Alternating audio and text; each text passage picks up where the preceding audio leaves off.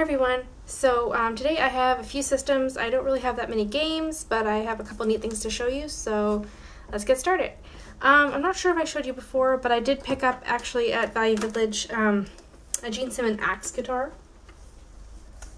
and it was $7.99. I probably had a discount on it, but I have one of these already in the box, and I just thought it'd be a good thing to pick up because people always like to buy them. Actually, the one that I had, one of the buttons was actually stuck on it, and I got it really cheap, and it was only like a little rock that was in there when I opened it up, so that was the only thing wrong with it, but this one seems to be fine. The next thing I got was I saw some girl had some GameCube games for sale, and she was asking like $85 for all the games. She had like 2 GameCube and then a bunch of Xbox 360 games. And so I saw this one and I asked her if she'd do 10 on it. I thought 10 was fair because that's what I would have paid at a thrift store, and I don't think she was going to go too much lower than 10. So I got a copy of Paper Mario: The Thousand Year Door for $10, which is really good because I think the value on it is about $27. And she said it's only been played once, and inside it looks totally mint. So it looks really good. And so that was probably the best game that well, no, not the best game. Then I got now they're gonna have green tape on them because I tested them out. I got a PlayStation 1, and it actually had a working door. The door wasn't stuck on it. They're pretty easy to fix. I might do a video on that because I do have a couple that need to be fixed. It's the one with the access on the back like this. So I think the picture's a little bit better. Actually, I was having trouble getting it to read from here, so I don't know. It also came with like a Game Shark type thing, but I don't have it here right now. Anyway, it came with a few games. So Crash Bandicoot Warped. I have a lot of these now. Tomb Raider 3. It's a loose one, but that's okay. I also picked up for $5 each Final Fantasy 7 and Final Fantasy 8, and they're all with the booklets and everything, very good condition. So I was really happy with that pickup. $5 is a good price for that. I got 2 Nintendos. Now they do have stickers on them as well because I was testing them out, and so far they seem to work fine. I think I got a couple cables with them, but I don't have them here either. So I got 2 Nintendos. That's pretty good. And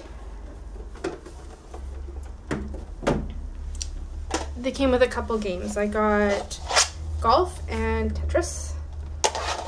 They're not really good games, but I use them for filler. Like when I'm selling a system, I like to give a game away with it, and I'll give them something like a sports game or Tetris. Like actually I was playing the Golf. It's not that bad. It's like obviously you're gonna expect it to be old graphics, but it's not bad. At the store I found 2 strategy guides. I got one for the new Super Mario Brothers. This used to be $16 at Toys R Us, but I got it for $1.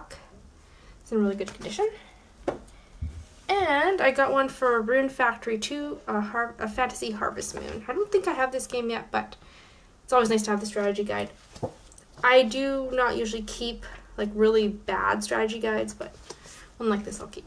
So the final pickup was a PS3. It's a 500 gigabyte, and the guy said it wasn't working and he couldn't get it to work anymore, so he just wanted to let it go really cheap.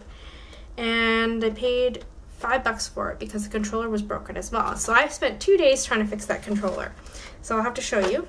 Here's the PS3 right here, and it's in really good condition, and it's one of the newer models where you press the button here and the door slides open. I have the other model that's like flat.